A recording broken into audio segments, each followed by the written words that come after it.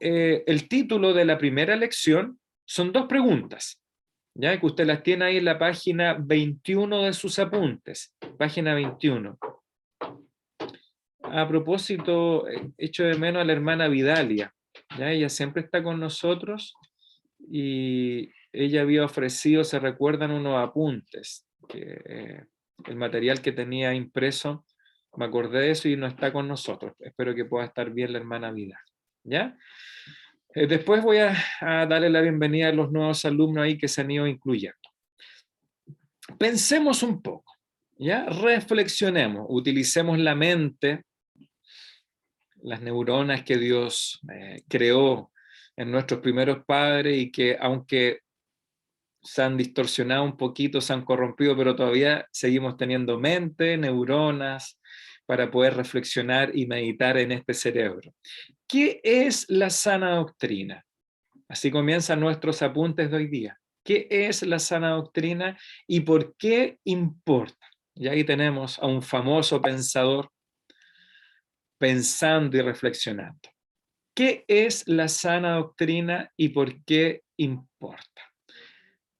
¿Ya? Tenga esas dos preguntas ahí en la mente, aunque se desarrollan en los apuntes, así que la pregunta que les voy a hacer no debería sorprenderles.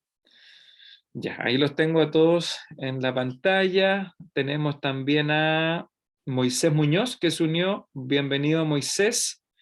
Bienvenido, Fabián. Y también hermana Betsy Moya, que es hermana de la hermana Marianela. ¿Ya? Así que bienvenida, hermana Betsy. Y ahora me acordé que yo le había prometido algo, ¿ya? Y que aún no se lo mando. Ya, ahora que veo su nombre me acordé, pero tiene que pedirme, ¿ya? O decirle a su cuñado, a hermano Raúl, que me acuerde. Bienvenida, ¿ya? Gracias, pastor. ¿Quién de ustedes quiere responder o atreverse en sus palabras? ¿Quién quiere responder la primera pregunta? ¿Qué es la sana doctrina para ti? ¿Quién se atreve a responder? ¿En base a lo que leyó en los apuntes o a lo que tiene en su mente?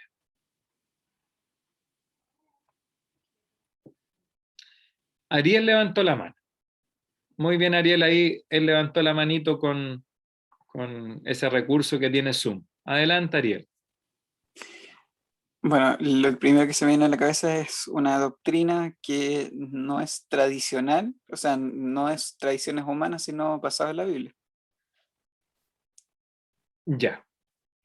Perfecto, sí, ahí hay un buen contraste. Entonces, para Ariel, la sana doctrina no es la que se basa en las tradiciones humanas, sino en la escritura.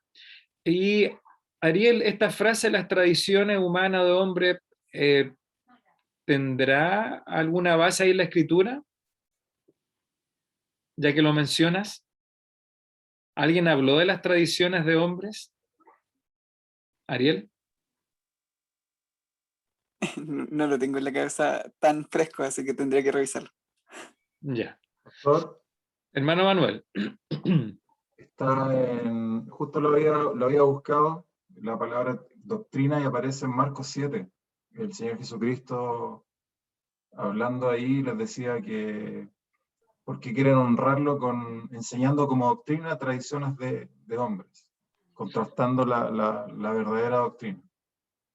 Ya, perfecto. Sí, ahí era a raíz de lo que mencionaba Ariel, que efectivamente Cristo habló en contraste a las tradiciones de hombre. Así que es muy bueno esa frase que ocupa Ariel, ¿verdad? La sana doctrina es la que viene de la Escritura y no de las enseñanzas humanas. Y Fabián también aquí aportaba en Colosenses. Pablo habla en Colosenses acerca también de la enseñanza o doctrinas de hombres. Ya no sé si es la frase exacta, pero sí de enseñanzas que no vienen de la Escritura, sino de los hombres.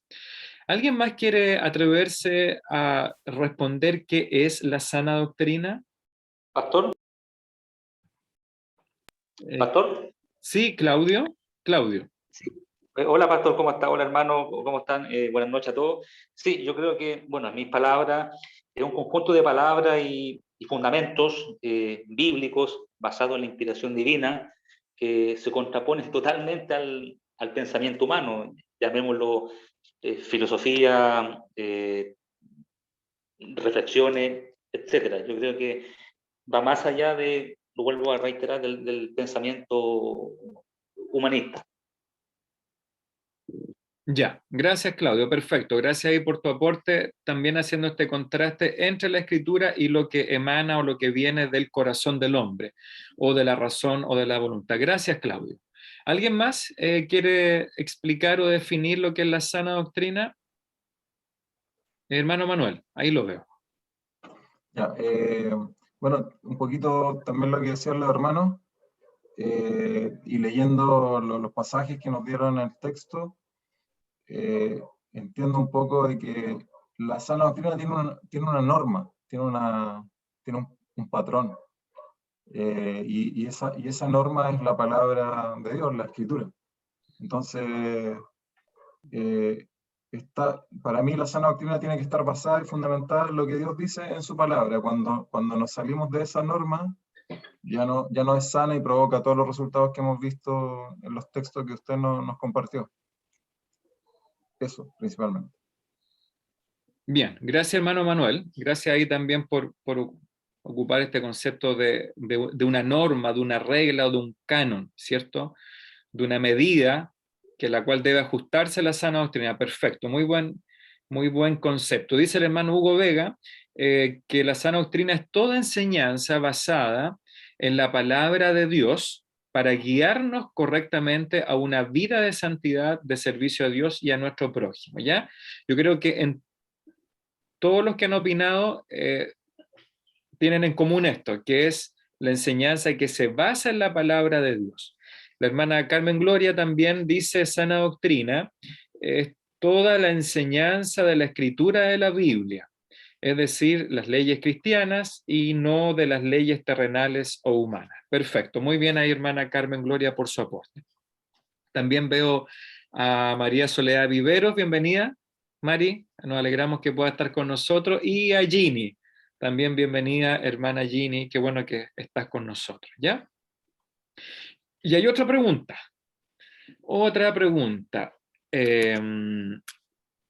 ¿Por qué importa la sana doctrina? ¿Ya? A grandes rasgos ya tenemos un poco la definición muy sencilla de qué es lo que es la sana doctrina. Ahora, ¿por qué importa? Y me gustaría que opinaran otros hermanos, ¿ya? Y la idea es que todos puedan participar, aunque le dé un poquito de vergüenza, de timidez, pero bueno, atrévase, ¿ya? Generalmente no hay respuestas malas, así que no se preocupe. ¿Quién más quiere opinar y responder por qué importa la sana doctrina? Ya, hermano Oriel, adelante.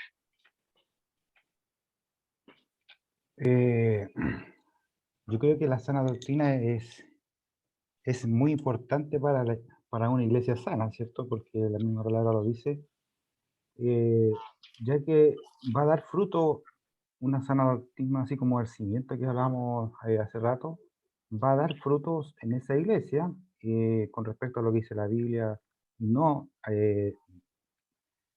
como dice más adelante aquí lo que estaba leyendo en Tito, ¿cierto? Que algunos tienen por sacar de contexto o agregar cosas a la Biblia, y eso va a hacer que esa iglesia se desvíe, ¿cierto? De lo central que es la sana doctrina y pueda crecer, ¿cierto? Y sea conforme a lo que Dios quiere para la iglesia, que el evangelio y todo lo que tiene que ver con, digamos, con el crecimiento espiritual de nosotros los cristianos. Entonces es importante que nosotros estemos en una sana, digamos, aprendiendo de una sana doctrina. Un pastor que esté dentro del cuadro de lo que dice la Biblia, ¿cierto? Usted siempre dice que si estoy en lo correcto, en lo que dice la Biblia, hay que revisarlo, ¿cierto? Para que sepamos qué es lo correcto. Pienso yo que es importante para eso. Muy bien. Gracias, hermano Oriel, por participar y una muy buena respuesta, ¿ya? Dentro de muchas posibles respuestas, es justamente por qué importa la sana doctrina y como respondió nuestro hermano Oriel. ¿Alguien más? No sé si Betsy tiene el dedito para arriba, decir como diciendo sí, o porque quiere opinar, responder. No, quiero opinar. Ah, ya, perfecto. Muy bien, entonces díganos, Betsy, ¿por qué importa la sana doctrina según usted? Es importante, yo, o sea, sin saber mucho, yo atribuyo la palabra doctrina es estudiar em, y, y es lo que nos guía, porque es el camino que Dios nos enseña a seguir a través de la Biblia, obviamente. ¿Y por qué y por qué importa que sea sana? Porque si es sana, es buena. Tiene muchos calificativos sanos, saludable. Cuando es sano, todo es bueno. Eso creo yo. Eso es lo que pienso. Muy bien, Betsy. Hay una muy buena respuesta también. Justamente una de las importancias de la sana doctrina deriva, ¿verdad?, de lo que dice algo que es sano, que es saludable, y obviamente la doctrina, que es sinónimo de enseñanza. Así que muy bien ahí, Betsy, con su respuesta. Miguel levantó la mano, Miguel Taiba.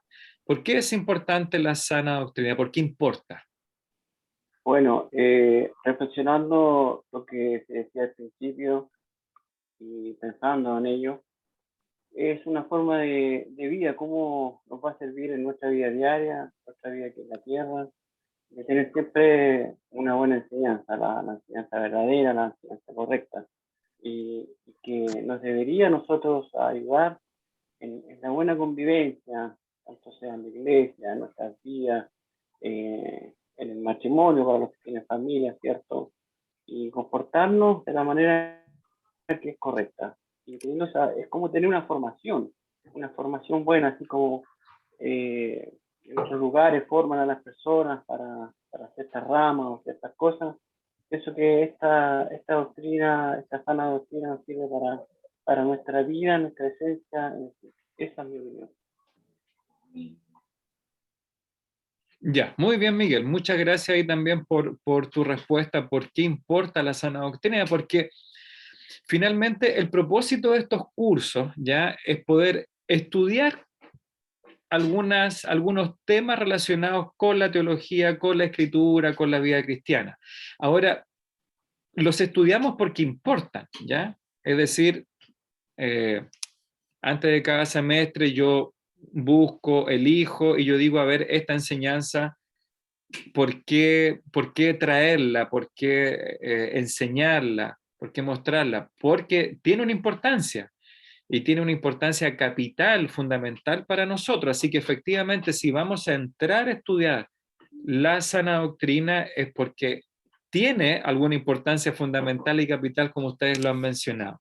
Dice también nuestra hermana Raquel Medel, la sana doctrina importa para testificar a la sociedad, para enseñar a nuestros hijos con fundamentos y enseñar con autoridad en la iglesia. Así que la hermana Raquel aquí aporta tres cosas importantes: para testificar o evangelizar, para enseñar en la familia y para enseñar en la iglesia.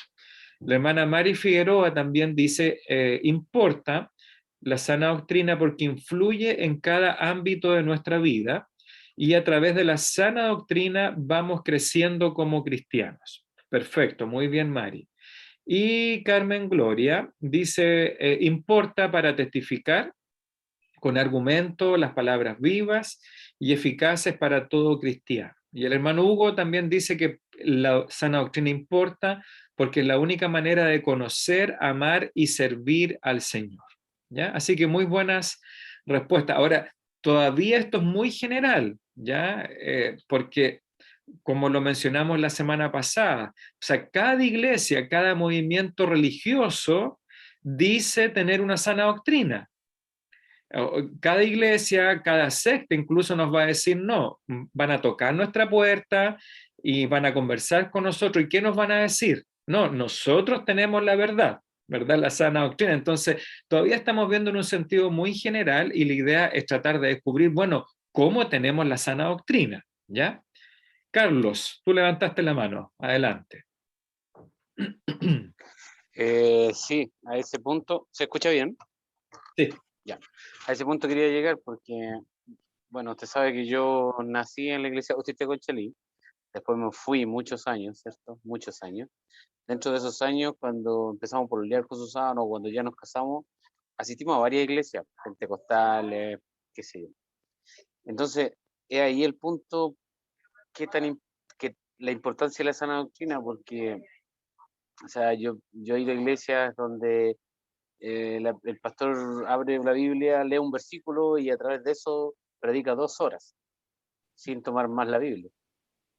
Hablar de lo que él piensa, lo que él cree y el cómo ve ese versículo. Entonces creo que ahí la sana doctrina va en saber, entender y estudiar, ¿cierto? Lo que vamos a predicarle a la gente. Muy bien, Carlos. Muy buen comentario ahí, ¿verdad? Y que esperamos seguir ahondando más. ¿Cómo obtenemos la sana doctrina? Muchas gracias, Carlos. Y aquí Consuelo opina en el chat, dice, la sana doctrina permite que la iglesia de Dios tenga un crecimiento sano, saludable, y se vayan agregando más al cuerpo de Cristo. Conduce para la salvación, que es uno de los textos que más adelante aparece, y una doctrina que no se ajuste a la palabra de Dios puede conducir a la perdición, totalmente, ¿ya? Así que, al parecer, la sana doctrina también tiene una importancia eterna, ¿ya? Una importancia eterna para aquellos que son expuestos a una buena o a una mala doctrina o enseñanza. Bien, así que ya pasamos del título y según nuestros apuntes, todo lo que yo muestro aquí en pantalla está en sus apuntes. Yo trato de tenerlo acá para ir juntos leyendo al frente. Para comenzar, dicen nuestros apuntes. Últimamente la teología ha tenido una mala reputación o una mala fama.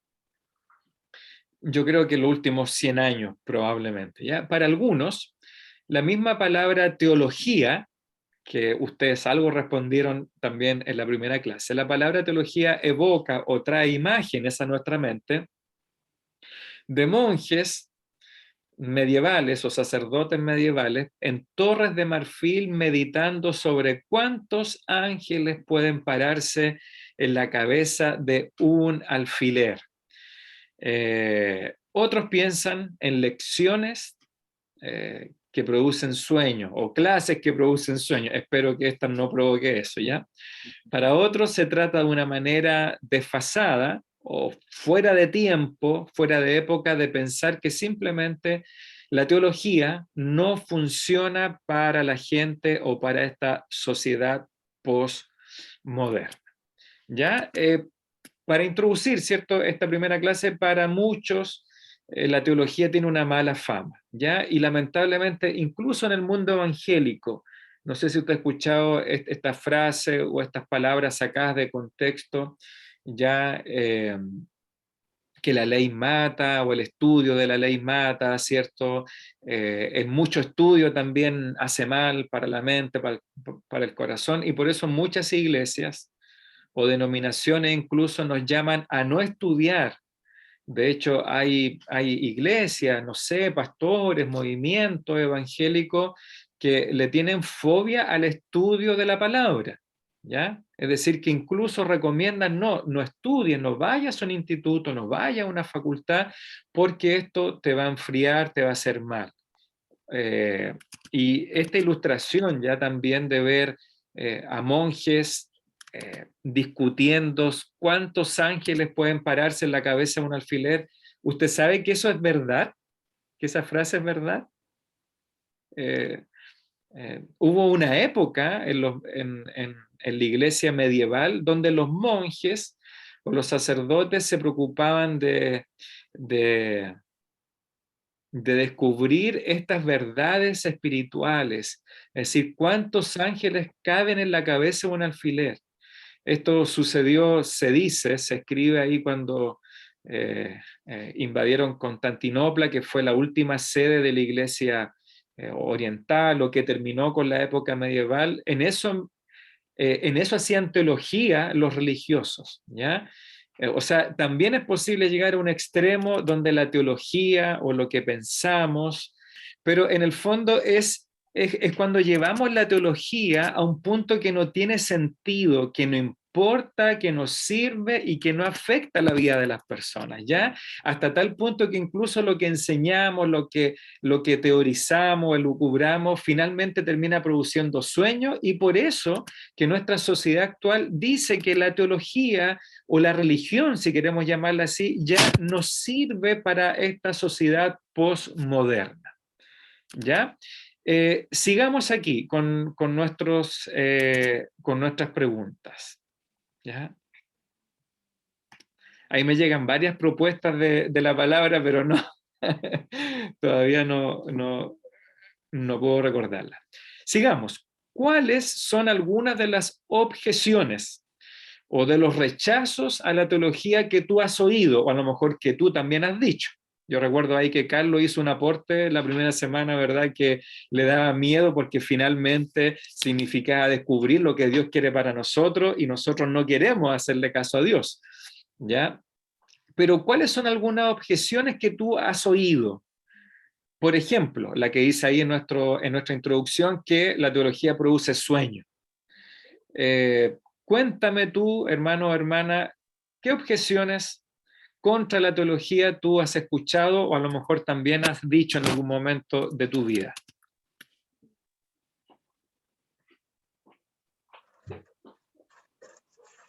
Yo tengo dos.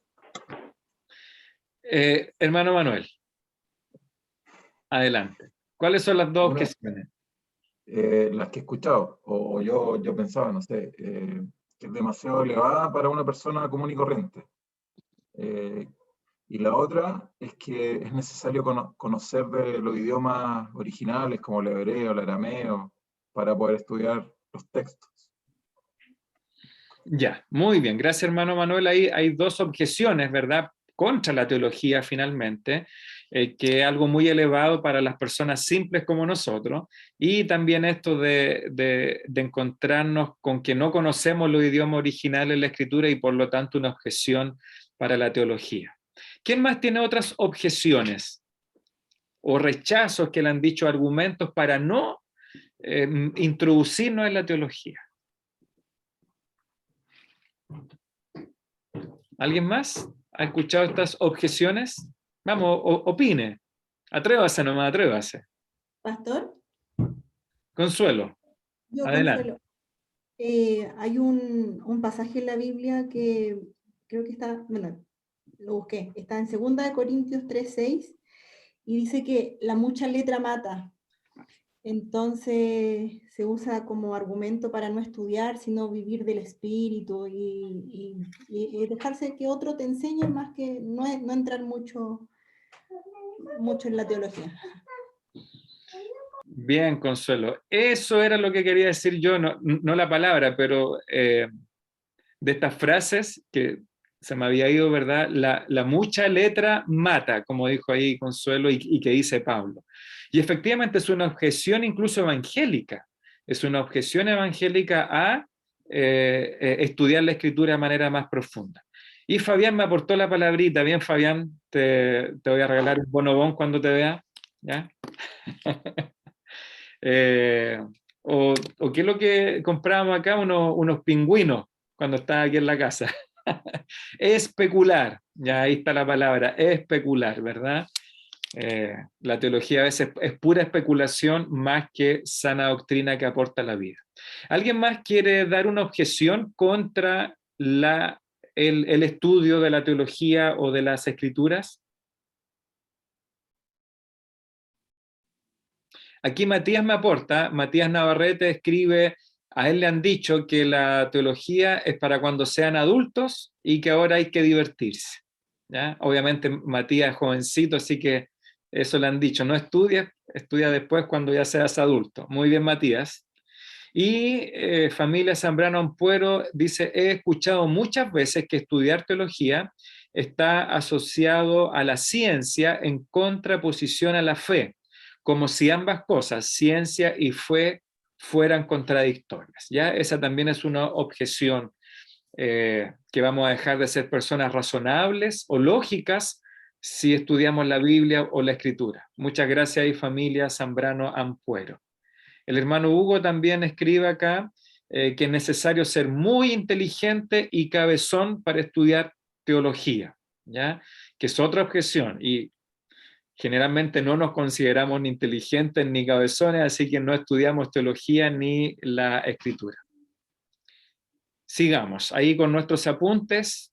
El Nuevo Testamento, consistentemente, es decir, de manera repetitiva y fundamentada, pone una alta prioridad en la teología y en la doctrina. ¿Ya?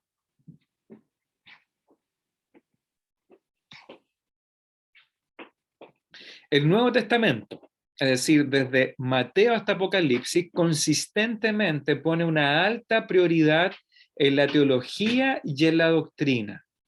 Es decir, cuando nos encontramos con estas objeciones, y no solo, yo creo que una gran mayoría ustedes de las objeciones que dieron, no es de los ateos o no es de los no creyentes, sino que es del mismo mundo evangélico. Bueno, la respuesta del Nuevo Testamento, hermanos y hermanas, es que la misma Escritura pone en una alta prioridad o jerarquía o importancia el estudiar y enseñar la Escritura, que es lo que llamamos teología ya, porque la palabra teología no la vamos a encontrar así literalmente en el Nuevo Testamento, y sí le da una alta prioridad a la doctrina o a la enseñanza.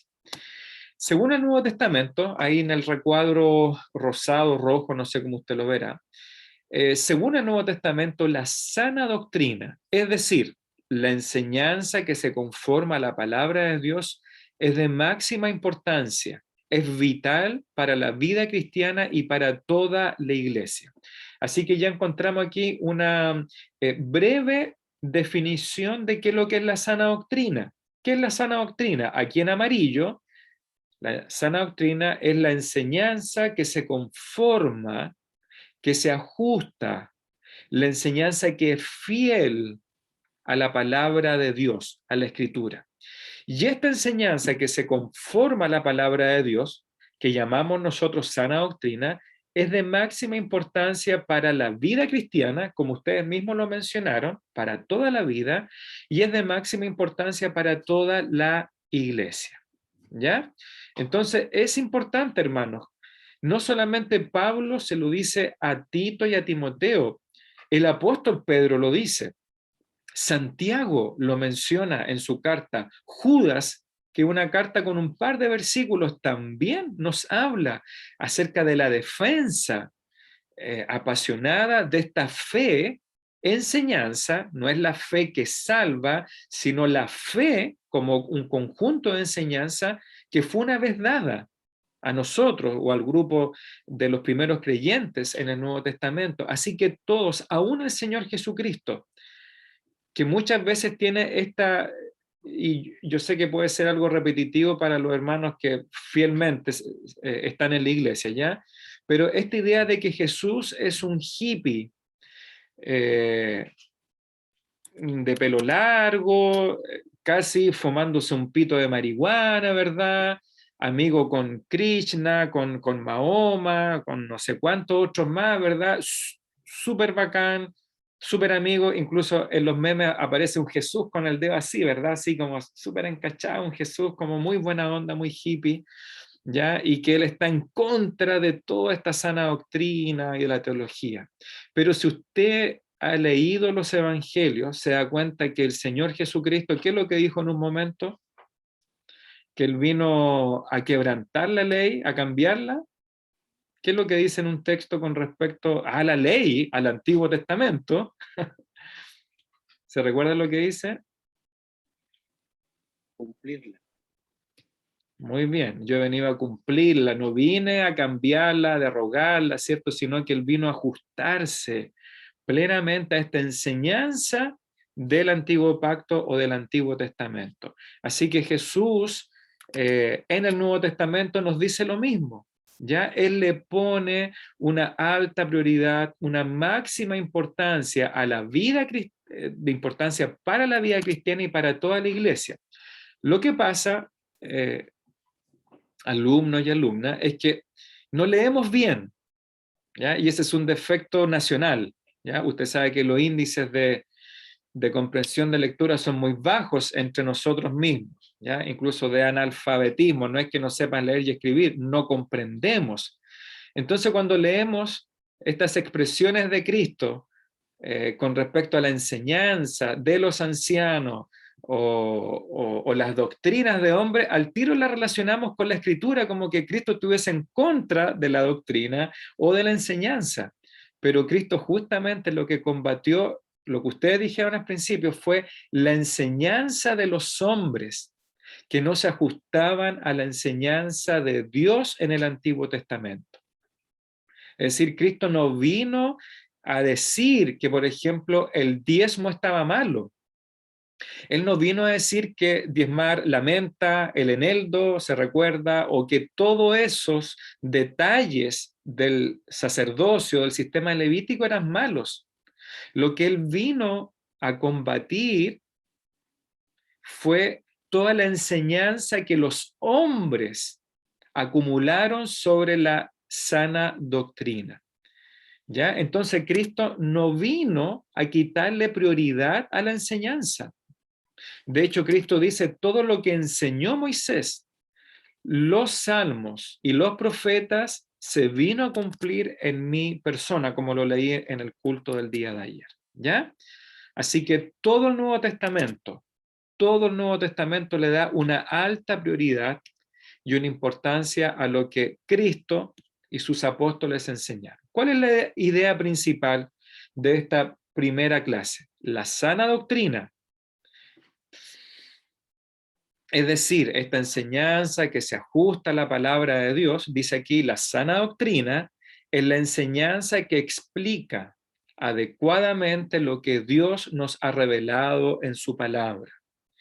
La sana doctrina es esencial para la iglesia y para la vida cristiana. ¿Por qué? Porque la sana doctrina es un medio. Creo que Daniela habló de este concepto de una herramienta, la teología, ¿cierto? Una herramienta. Bueno, la sana doctrina es un medio central por el que crecemos en madurez en Cristo. Es decir, la enseñanza, la sana doctrina es el medio, es el instrumento que tenemos para conocer a Dios. Recuerden que dijimos que la gloria del hombre debería ser no sus riquezas, no su conocimiento, sino el conocer a Dios. Y para llegar a conocer a Dios de manera correcta, necesitamos estudiar correctamente. Necesitamos explicar, como dice aquí en azul, necesitamos explicar adecuadamente lo que Dios nos ha revelado en su palabra. Y por eso que es tan importante, hermanos, el prepararnos, el procurar con diligencia, presentarnos a Dios como obreros y obreras también, que no tenemos de qué avergonzarnos. Entonces, una cosa es tener la Biblia abierta en el Salmo, no sé cuál es el Salmo que abren las personas, el Salmo 91 parece, en las casas, y creer que ese Salmo 91 de alguna manera mística va a proteger nuestra casa. No, tenemos que prepararnos para poder aprender la Escritura y enseñarla adecuadamente para extraer de ella lo que Dios nos quiso decir y lo que Dios quiere enseñar. Sigamos. Profundizando, como dicen sus apuntes, ¿ya? Sigamos profundizando. Dice aquí, déjeme ver algo, que hay algo que no sé si me faltó. No, todavía no. Ya, profundizando, dice, a lo largo de las dos cartas de Pablo a Timoteo y otra carta a Tito, el apóstol Pablo insiste en qué, y nuestros apuntes vuelven a repetir, insiste Pablo que la sana doctrina, es decir, esta enseñanza que se ajusta, que es fiel a la Escritura, insiste que la sana doctrina, ahí en rosado, es de máxima importancia en la vida de las iglesias, de la iglesia. Y vamos a considerar los siguientes pasajes, ¿ya? Ahora, antes de leer estos textos bíblicos, recordemos, la palabra sana es sinónimo de algo que es fiable, que es fiel y que es preciso en el contexto de la Escritura, ¿ya? Cuando Pablo ocupa la palabra sana, saludable, algo que es fiable, que es fiel y que es preciso, algo que es completo y saludable ya para la iglesia. Bien, ahí tenemos un primer texto de los 7 que tenemos en nuestros apuntes que debíamos leer y responder. ¿Quién de ustedes quiere leer, por favor, en la pantalla o en su Biblia, primera a Timoteo, capítulo 1, versos 3 al 5? ¿Quién lo puede leer ahí con su audio abierto? Por favor. ¿Quién me ayuda? Yo, pastor. ¿Hermano Augusto? Sí. Ya, adelante, por favor. Como te rogué que te quedases en Éfeso cuando fui a Macedonia, para que mandases a algunos que no enseñen diferente doctrina, ni presten atención a fábulas y genealogías interminables, que acarrean disputas más bien que edificación de Dios, que es por fe. Así te encargo ahora, pues el propósito de este mandamiento es el amor nacido de corazón limpio y de buena conciencia y de fe no fingida. Perfecto. Muchas gracias, hermano Augusto. Aquí Pablo le dice a Timoteo y hace este énfasis, ¿verdad? Que Timoteo debe preocuparse de que no se enseñe una diferente doctrina, doctrina diferente a qué, a la que Pablo instituyó cuando le enseñó a Timoteo y le enseñó a estas iglesias. Gracias, hermano Augusto. ¿Quién puede leer ahora Primera de Timoteo 4:16? Es un texto bien breve. Primera de Timoteo 4:16. ¿Quién me ayuda? Yo, pastor. Hermana Evelyn, adelante. 1 Timoteo 4:16 dice, ten cuidado de ti mismo y de la doctrina. Persiste en ello, pues haciendo esto te salvarás a ti mismo y a los que te oyeren. Muy bien, gracias, hermana Evelyn. Pablo le dice a Timoteo, cuídate de ti mismo, ¿ya? Y cuídate de la doctrina. ¿Se da cuenta la equivalencia que está poniendo Pablo a Timoteo? Es decir, la doctrina, en este caso, es vital en la vida de Timoteo como pastor. Ten cuidado de ti mismo y de la doctrina. Persiste en ello, ¿ya? Como alguien mencionó en sus respuestas, porque haciendo esto, te salvarás a ti mismo y a los que te oyeren. ¿Quién me ayuda ahora con Timoteo 6, primera a Timoteo, capítulo 6, versículos 3 y 4? Por favor, si alguien puede ayudarme a leerlo. Pastor. Sí, Claudio. Sí, yo puedo ayudar, pastor. Dice, si alguno enseña otra cosa y no se conforma a las sanas palabras de nuestro Señor Jesucristo y a la doctrina que es conforme a la piedad, está envanecido, nada sabe y delira acerca de cuestiones y contiendas de palabras de las cuales nacen envidias, pleitos, blasfemias, malas sospechas. Perfecto. Gracias, Claudio, por tu ayuda. Aquí vemos el concepto aquí. Si alguno enseña otra cosa y no se conforma a las sanas palabras de Jesucristo y a la doctrina, a la enseñanza que es conforme a la piedad, se da cuenta, es decir, hay un contraste entre otra cosa, ¿ya? ¿Y qué es lo que es la otra cosa? Una enseñanza que no se conforma, que no se ajusta, que no es fiel a las mismas palabras de Jesucristo. Y cómo las denomina Pablo las palabras de Jesucristo como sanas, saludables, ¿ya? Y tiene consecuencias, ¿ya? Pero eso lo vamos a ver en nuestra tabla para llenar. ¿Quién me ayuda ahora con segunda a Timoteo? La segunda carta a Timoteo, capítulo 1, versos 13 y 14. ¿Quién me ayuda? Pastor? Sí, adelante. Sí, Francisco. Adelante. retén la forma de las sanas palabras que de mí oíste en la fe y amor que es en Cristo Jesús. Guarda el buen depósito por el Espíritu Santo que mora en nosotros. Perfecto, muchas gracias, Francisco. Otra vez la frase de este concepto, retén, guarda, cuida la forma de las sanas palabras. Ahora son las palabras del mismo apóstol Pablo. Anteriormente eran las palabras de Cristo, ahora las del apóstol Pablo. Sigamos, segunda a Timoteo capítulo 2, verso 15. ¿Quién lo puede leer? Yo, pastor. Adelante, Daniela. Sí. Adelante, Daniela.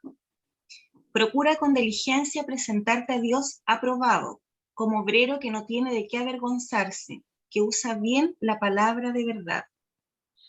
Perfecto, muy bien, gracias, Daniela. Aquí tenemos una gran respuesta a la objeción de no prepararnos, de no estudiar la palabra de Dios. El apóstol Pablo aquí nos dice que debemos procurar con diligencia presentarnos a Dios aprobados como obreros, que no tenemos de qué avergonzarnos. Y aquí viene esta frase clave que usa, que traza. Ya la palabra trazar es como cortar, que traza, que usa bien la palabra de verdad. Y la única manera esa es prepararnos. Gracias, Daniela. ¿Quién puede leer Tito? Ahora la carta de Pablo a Tito, capítulo 1, versículos 9 al 11, por favor.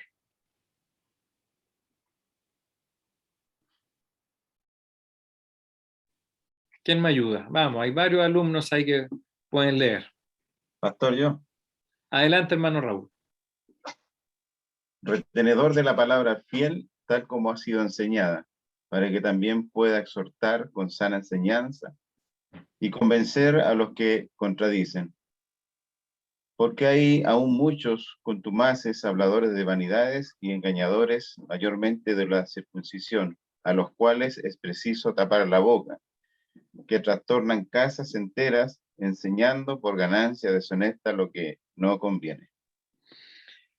Muy bien, gracias, hermano Raúl. Otra vez encontramos este concepto retenedor de la palabra fiel, de la sana enseñanza, y el contraste que hace con aquellos, las evidencias de aquellos que no tienen la sana enseñanza, que Pablo es bastante ahí enfático para denunciarlo. Y Tito 2:1, lo leo yo ya porque es bien cortito, dice Tito, Pablo le dice a Tito, capítulo 2, verso 1, pero tú, Tito, pastor ahí en Creta, habla lo que está de acuerdo con la sana doctrina.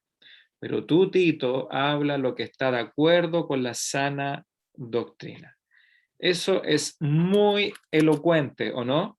Es muy elocuente. No solamente parece que en la enseñanza, sino todo el hablar de Tito como anciano, como pastor o como obispo, como usted quiera denominar ahí la función de Tito, que es la misma, pero estos tres nombres son intercambiables, estos tres títulos. Es elocuente que todo lo que debe hablar Tito debe estar de acuerdo con la sana doctrina, la sana enseñanza, la palabra fiel. ¿Ya? Sigamos, pues. Sigamos acá con nuestra visual y que está en sus apuntes. Ya yo no estoy aquí introduciendo nada nuevo que no esté ahí ya escrito. ¿Qué es la sana doctrina? Pregunta el autor, el maestro de nuestro curso. ¿Qué es la sana doctrina? Pregunta que ustedes respondieron. Y esta es la pregunta o la respuesta más técnica, ¿ya? La sana doctrina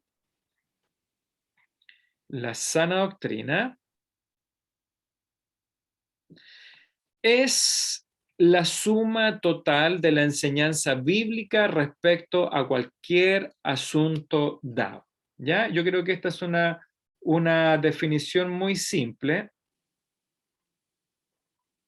Una definición muy simple ahí de lo que es la sana doctrina. Y tenemos tres conceptos aquí, ¿ya? No sé si ustedes están viendo ahí una línea verde. ¿Se ve o no? Sí, ya, perfecto. Así es como los niños rayan los PowerPoint de las profesoras en las clases. que reclaman tanto las profesoras cuando le rayan el PowerPoint y no pueden descubrir quién es, qué alumno es. ¿Ah? Bueno, aquí tenemos entonces nosotros la sana doctrina. ¿Qué es lo que es la sana doctrina según nuestros apuntes? Ya es la suma total. Voy a elegir otro color un poquito aquí más notorio, con rojo. La sana doctrina es la suma total, y esto es muy importante, porque de esto trata la teología bíblica, que es lo que presentamos en las 2 primeras clases. Una sana doctrina debería ser, o una enseñanza, una doctrina para que sea sana, debería ser la suma total. ¿En contraste a qué? A un versículo sacado de contexto. Por ejemplo, lo que mencionó ahí Consuelo, que nos ayudó recordando en Corintios, que se me fue nuevamente, que decía, la mucha letra mata, ¿eso es o no? Ya, ok, gracias. La mucha, Sí. ya, perfecto. Espíritu. Ya, la mucha letra mata. Bueno, ¿por qué sabemos que si ocupamos ese versículo para decir que no estudiemos la Biblia ni nos preparemos, no es sana doctrina? Porque no es la suma total, es un versículo, es un texto que al ser sacado y no ponerlo en la suma total de qué, y ahora vuelvo aquí a marcar el otro concepto, de la enseñanza bíblica. ¿Qué es lo que pasa? Que muchas veces ocupamos versículos aislados para darle fundamento a una idea, a una convicción o a algo que yo tengo. ¿Ya? Y podrían haber muchos ejemplos. No sé, podríamos ocupar un versículo que nos muestre que para ser salvos tenemos que bautizarnos en agua, ¿cierto? Hay algunos versículos ahí, 1 o 2, que son un poquito que podrían traer confusión cuando los sacamos de contextos, ¿ya? Por ejemplo, que el bautismo en agua es necesario para que seamos salvos o poder tener vida eterna. Pero ¿qué pasa? ¿Cómo sabemos que eso no es una sana doctrina? Porque no es la suma total, sino que es algo sacado fuera de contexto de la enseñanza bíblica. ¿Respecto a qué? Respecto a cualquier asunto dado. Entonces aquí vamos teniendo un poquito de luz que es lo que es la sana doctrina. Por ejemplo, vamos a proponer como asunto el matrimonio.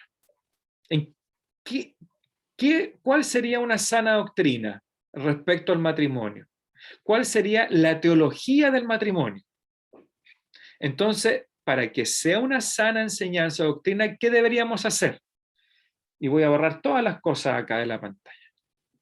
Por ejemplo, si yo le encargo un día, hermano Manuel, porque aquí lo tengo de los primeros aquí en la pantalla, hermano Manuel, le quiero dar una tarea, hágame usted una teología bíblica del matrimonio. Entonces el hermano Manuel, que es un muy buen alumno, ¿ya? Él no tomaría solamente Efesios, ¿cierto, hermano Manuel? ¿Desde dónde tomaría usted para hacer una teología del matrimonio o una sana doctrina del matrimonio? ¿Dónde empieza? Desde Génesis. ¿Ya? ¿Qué capítulo? ¿50? No, del inicio, de cuando formó la familia el Señor. ¿Ya? ¿Qué capítulo? ¿Qué capítulo? Juéguesela. Sin mirar la Biblia. El 2. ¿Seguro que el 2 o podríamos empezar en el 1? En el 1, cuando los creo. Ya el 1.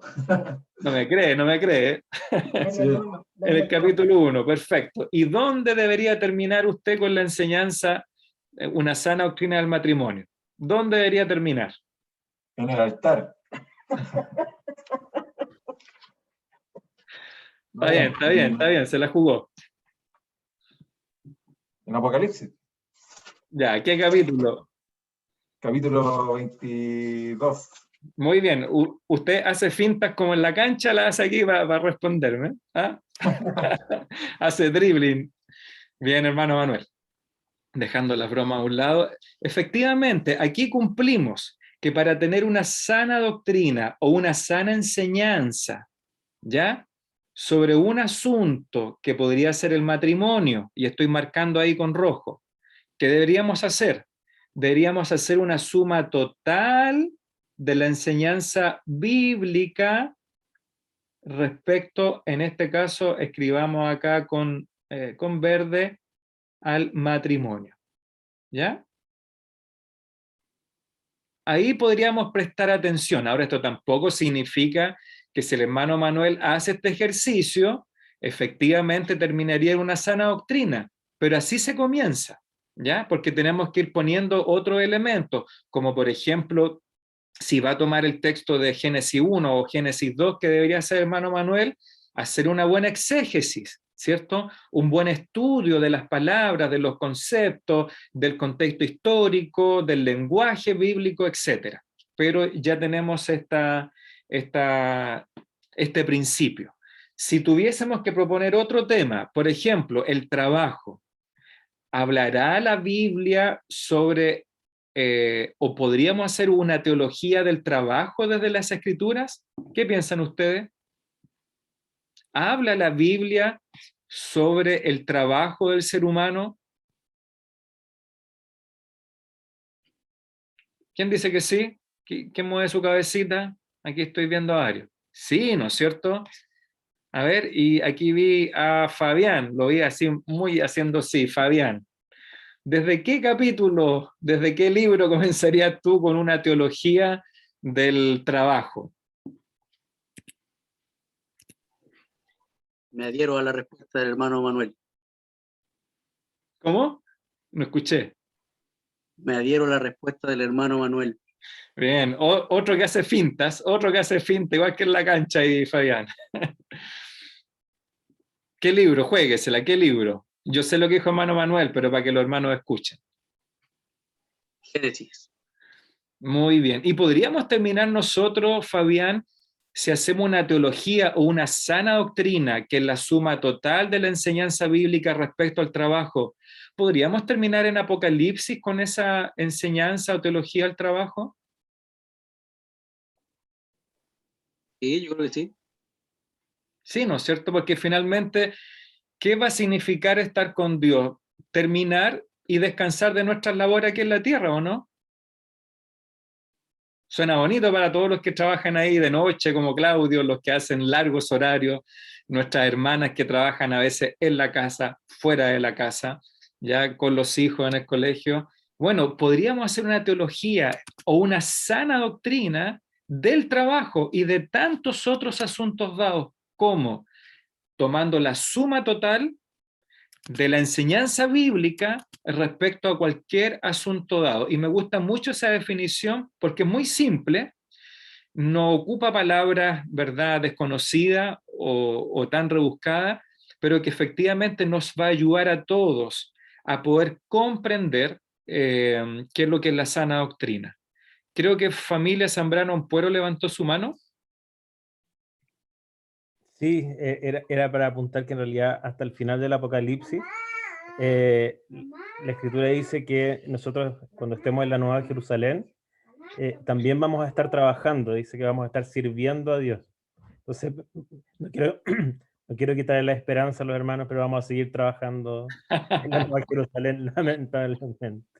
Sí, sí, mira, gracias Francisco por ese aporte, porque alguna vez leí un documento, un paper, no sé, que hablaba de que muchos creyentes tienen la idea que vamos a estar la eternidad cantando como los ángeles en el cielo, pero no es así, porque efectivamente vamos a seguir teniendo actividades. Recuerden que dice Apocalipsis que vamos a seguir gobernando con el Señor, ¿cierto?, en diferentes áreas o aspectos, pero como bien aporta ahí Fabián, el trabajo ya va a ser sin pecado, por lo tanto ya no va a ser una carga, ni una consecuencia, ni distorsionado por el pecado, sino va a ser obviamente grato trabajar para el Señor por la eternidad.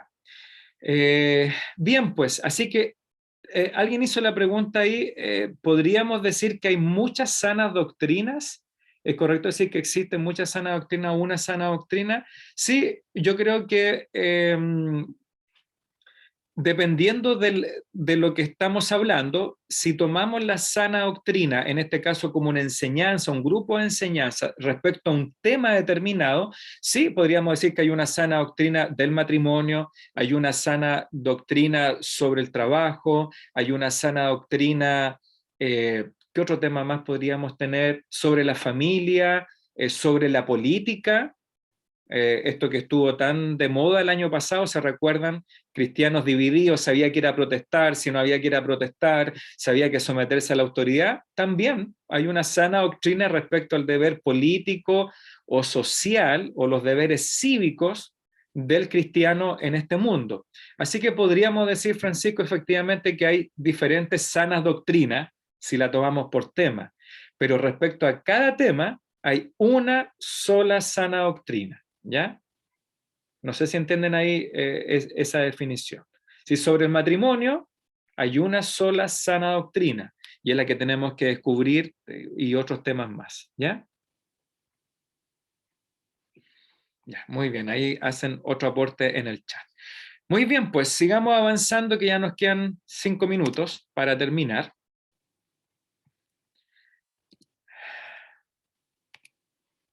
¿Qué es la sana doctrina? Bueno, aquí seguimos con nuestros apuntes. La sana doctrina es lo que obtenemos cuando consideramos lo que toda la Escritura, y vuelvo a remarcar acá, ¿ya? Es lo que toda la Escritura, ahí lo marco con un cuadrito de nuevo, lo que toda la Escritura tiene que decir acerca de un asunto determinado. En este caso, respecto al carácter de Dios, el pecado, la salvación, la iglesia. Aquí obviamente son temas más teológicos que los que yo mencioné del matrimonio, del trabajo, etc. En los pasajes anteriores, los que ustedes leyeron, las referencias de Pablo a la sana doctrina se centran especialmente en el Evangelio, es decir, las buenas noticias, sobre Jesucristo y en cómo hemos de vivir nosotros a la luz del Evangelio, ¿ya? Así que obviamente los textos que tenemos antes se refieren más que nada al Evangelio, las buenas noticias y cómo tenemos que vivir respecto a esta sana doctrina. ¿Cómo obtenemos la sana doctrina? Volvemos a hacer el énfasis. Piensa, por ejemplo, en lo que hacemos cuando leemos diferentes pasajes que explican el carácter de Dios. Y aquí tenemos un poco de estos malos entendidos que se producen cuando tomamos un versículo y lo aislamos de todo lo que dice la Escritura. Por ejemplo, primera de Juan 4:8, ¿qué es lo que nos dice respecto a Dios? Que Dios es amor. ¿Ya? Lo dice el apóstol Juan, Dios es amor. Pero resulta que en otros pasajes aprendemos que Dios también es justo y santo, y que al ser justo y santo, Él tiene que condenar el pecado, ¿ya? Y eso le llamamos su santa ira o su santa justicia. Por ejemplo, lo que dice ahí Habacuc 1:13, ¿ya? Voy a leer aquí lo que dice Habacuc 1:13.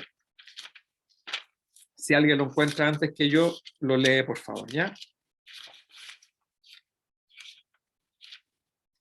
Dice Habacuc 1:13. Dice, muy limpio eres de ojos para ver el mal, le dice a Dios, ni puedes ver el agravio. ¿Por qué ves a los menospreciadores y callas cuando destruye el impío al más justo que él y haces que los hombres, que sean los hombres como los peces del mar, como reptiles que no tienen quien los gobierne, etcétera, etcétera, ¿ya? Ya encontramos muchos otros textos cuando nos dice que Dios, por ejemplo, va a juzgar, va a castigar el pecado o los pecadores. Aquí entonces, ¿dónde tenemos que obtener esta sana doctrina? Tenemos que tomar toda la enseñanza respecto al carácter de Dios, a sus atributos y formar con eso una enseñanza o una doctrina respecto de Dios. Entonces, ¿qué hacemos? Pregunta aquí nuestros apuntes. ¿Escogemos los pasajes que nos gustan? Por ejemplo, si tenemos un cristianismo postmoderno, ¿ya? Liberal, obviamente van a escoger solamente los textos que nos hablan de que Dios es amor y que Dios pasa por alto el pecado. Pero ¿qué vamos a hacer con los otros textos que hablan sobre la ira de Dios? ¿Ya? Recuerda que lo dice hasta incluso el apóstol Juan, ahí en Juan capítulo 3, ¿verdad? Que respecto a aquellos que no creen, la ira de Dios está sobre ellos. Entonces, ¿qué vamos a hacer con esos textos? ¿Los vamos a eliminar? O también sucede que hay otros grupos de cristianos, ¿verdad?, que hacen solamente énfasis en este odio, en este aborrecimiento de Dios sobre los hombres, ¿ya? Y dejan a un lado todo lo que habla del perdón, de la gracia de Dios, del amor. No podemos elegir lo que nos gusta o lo que se adecua a nuestro carácter. Tenemos que obtener una sana doctrina. Y como cristianos, dice acá, aceptamos todo, en rosado, aceptamos todo lo que la Escritura enseña sobre Dios. Así que llegamos a entender que Dios es al mismo tiempo justo y amante, bondadoso y severo, santo y misericordioso. ¿Por qué?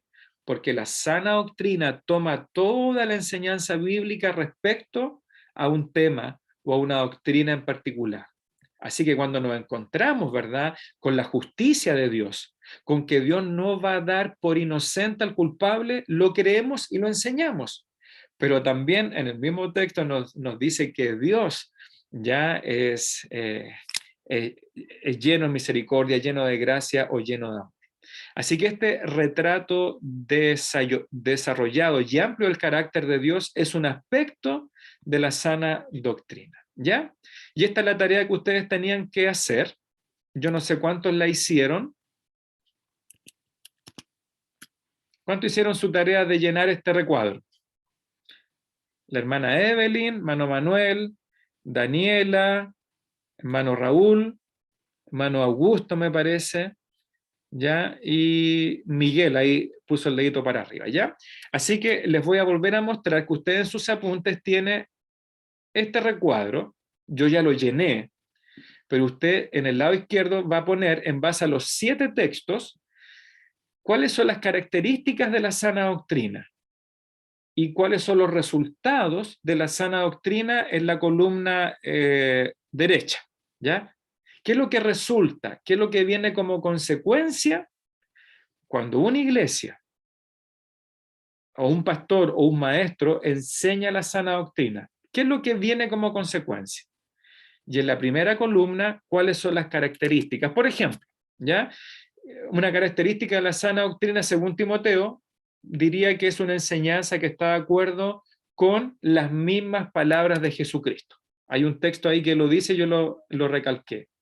Característica de una sana doctrina, se ajusta a las palabras de Cristo. Resultados, por ejemplo, que conduce a la salvación, ¿ya? Es decir, una sana doctrina nos va a conducir a la salvación espiritual y también a la salvación de muchos problemas en nuestra vida humana, ¿ya?